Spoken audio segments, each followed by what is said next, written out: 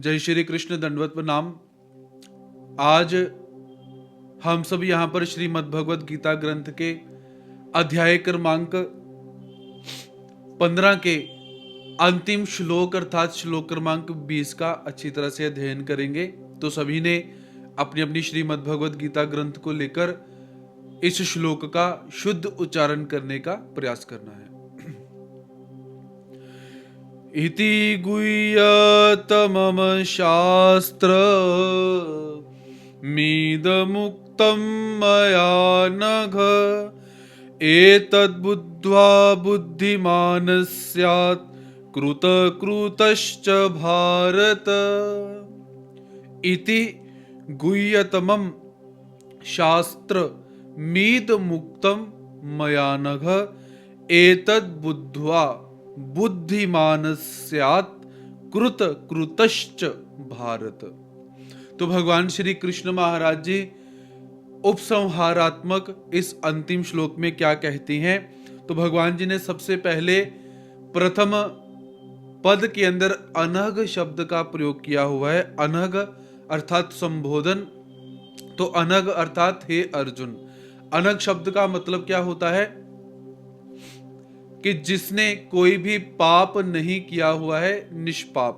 तो भगवान जी अर्जुन को यहां पर क्या कहते हैं कि हे निष्पाप अर्जुन, इति अर्थात इस प्रकार, इदम गुह्यतमम शास्त्रम मया उक्तम, कि हे अर्जुन इस प्रकार ये बहुत गुह्य रहस्य वाला शास्त्र मेरे द्वारा यहां पर कहा गया हुआ है।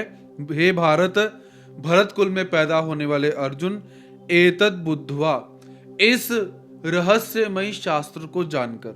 बुद्धिमान, जो बुद्धिमान व्यक्ति होता है, ज्ञानवान व्यक्ति होता है, मतलब ज्ञान को जिसने जान लिया हुआ है ऐसा व्यक्ति, च तथा, और दूसरा जो प्राप्त और प्राप्तव्य, जिसने ये भी जान लिया हुआ है कि मैंने किस वस्तु को प्राप्त करना है, जाकर ज्ञान भी जान लिया है, प्राप्त होने वाली वस्तु को भी जान लिया है, साधन भी जान लिया है, साध्य भी जान लिया हुआ है, तो वो व्यक्ति क्या है? कृत कृत्य स्यात्, वह व्यक्ति कृत्य कृत्य हो जाता है, ऐसा भगवान श्री कृष्ण महाराज जी यहाँ पर कहते हैं। तो यहाँ पर भगवान श्री कृष्ण महाराज जी ने सबसे पहले अर्जुन को अनघ कहा, और उसके पश्चात भगवान जी क्या कहती हैं कि अत्यंत गोपनीय। अत्यंत गोपनीय कहने का तात्पर्य क्या है भगवान जी का? कि ये जो ज्ञान है किसी भी व्यक्ति को, आम इंसान को नहीं बताया जा सकता, क्योंकि गोपनीय बात जो होती है वो उसी व्यक्ति को बताई जाती है जिसके मन में कोई पाप ना हो। मान लीजिए कोई गोपनीय बात, रहस्यात्मक बात आप किसी ऐसे व्यक्ति को बतला दें कि जो अंदर से पापी हो, वो बोलेगा वाह वाह, मुझे तो ये बात पता चल गई, मैं किसी और को बताता हूं जाकर।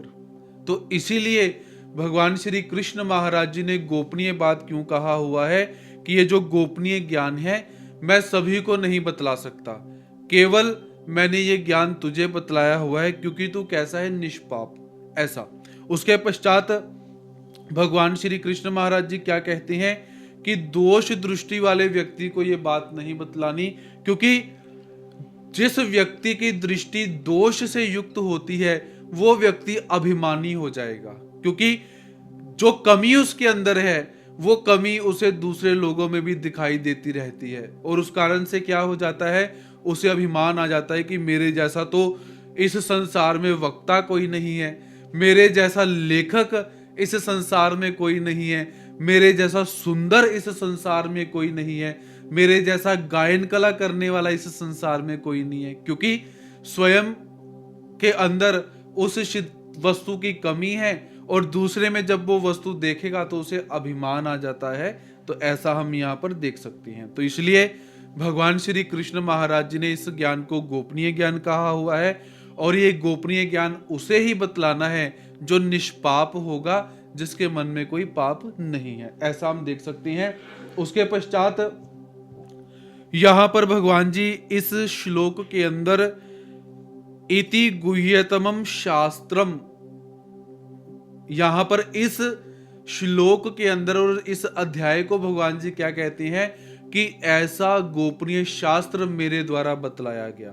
तो भगवान जी इस 15वें अध्याय को शास्त्र कहते हैं। क्यों कहते हैं? क्योंकि इस अध्याय के अंदर भगवान जी ने संसार, जीवात्मा और परमात्मा सब कुछ बतला दिया हुआ है। श्रीमद् भगवद गीता के अंदर केवल 15वां अध्याय ऐसा है जिस अध्याय को भगवान जी ने शास्त्र कहा हुआ है। आप लोग देखते हैं कि जब भी हम देव पूजा शुरू करवाते हैं, हम 15वां अध्याय पढ़ते हैं। किसी के घर का गृह प्रवेश होता है तब भी पंचदशो अध्याय का पठन किया जाता है। भूमि पूजन पर हम गए तो हम पंचदशो अध्याय का जो उच्चारण है वो करते हैं। क्यों करते हैं? क्योंकि ये 15वां अध्याय संपूर्ण शास्त्र है, भगवान जी ने इसे शास्त्र कहा हुआ है। तो ऐसा हम यहाँ पर देख सकते हैं, ऐसा इस 15वें अध्याय का महत्व रहता है। उसके पश्चात इस 15वें अध्याय का महत्व और अधिक बढ़ जाता है, क्योंकि भगवान श्री कृष्ण महाराज जी ने प्रथम श्लोक के अंदर क्या है, संसार को तत्व से जानने की कला बतलाई हुई है। जो व्यक्ति संसार को अच्छी तरह से जान लेगा उसे ईश्वर की प्राप्ति हो जाएगी। उसके पश्चात चौथे श्लोक में संसार से माने हुए संबंध का विच्छेद करके एक भगवान की शरणागति होना, यह भी ईश्वर प्राप्ति का उपाय। अपने में स्थित परमात्मा तत्व को जानना, 11वें श्लोक के अंदर यह कहा गया हुआ है कि हमारे अंदर परमात्मा है। हम अपने भीतर के परमात्मा को जब जान लेंगे तो हम कभी भी पाप नहीं करेंगे, स्वयं कष्टित नहीं होंगे, दूसरे को कष्ट नहीं देंगे। उसके पश्चात वेद अध्ययन के द्वारा तत्व को जानना, 15वें श्लोक में भगवान जी ने यह कहा हुआ है कि वेद में जो कहा गया हुआ है, जिसको कहा जाता है, जिसको सुना जाता है, जिसको समझा जाता है, वो भी मैं ही हूं, ऐसा। उसके पश्चात भगवान जी ने स्वयं को पुरुषोत्तम जानकर स्वयं का भजन पूजन करने की आज्ञा 19वें श्लोक में प्रदान की हुई है। और 20वें श्लोक के अंदर भगवान श्री कृष्ण महाराज जी ने इस 15वें अध्याय को शास्त्र की उपाधि प्रदान की हुई है। तो इसीलिए ये जो श्रीमद् भगवद गीता का पंचदशो अध्याय है, 15वां अध्याय है, बहुत महत्वपूर्ण अध्याय है। तो ऐसा जानकर प्रतिदिन 15वें अध्याय का हमें पाठ करना चाहिए। संस्कृत आती है तो संस्कृत में पाठ कीजिए, यदि संस्कृत नहीं आती है तो हिंदी में आप पाठ कर सकते हैं। तो ऐसा हम देख सकते हैं।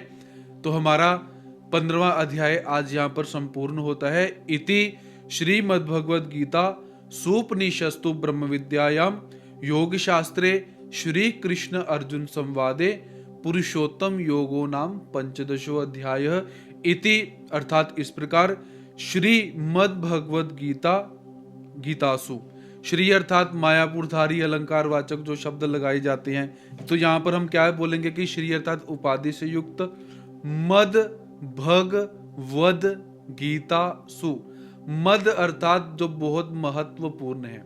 श्रीमद भगवद, भगवद अर्थात जो भगवान श्री कृष्ण महाराज जी के मुख से, श्रीमुख से निकली हुई है, ऐसी गीतासु, श्रीमद् भगवद गीता के अंदर व्याख्यान किए हुए ब्रह्म विद्यायाम, जो सारा का सारा सिद्धांत ब्रह्म विद्या शास्त्र का सिद्धांत है, योग शास्त्र, और जिस अध्याय में योग शास्त्र भी प्राप्त हो जाता है, ऐसा श्री कृष्ण अर्जुन संवादे, भगवान श्री कृष्ण महाराज जी और अर्जुन के संवादात्मक पुरुषोत्तम योगो नाम पंचदशो अध्याय, पुरुषोत्तम योग नाम का जो 15वां अध्याय है यहाँ पर समाप्त होता है। तो इस अध्याय में भगवान जी ने स्वयं के विषय में बतलाया हुआ है।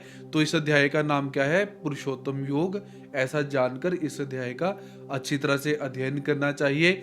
और यदि इस अध्याय को लेकर किंवा श्रीमद् भगवद गीता ग्रंथ को लेकर कोई भी संशय आपके मन में हो तो आप हमें कमेंट करके बता सकते हैं। आपके प्रश्नों का शीघ्र उत्तर देने का प्रयास रहेगा।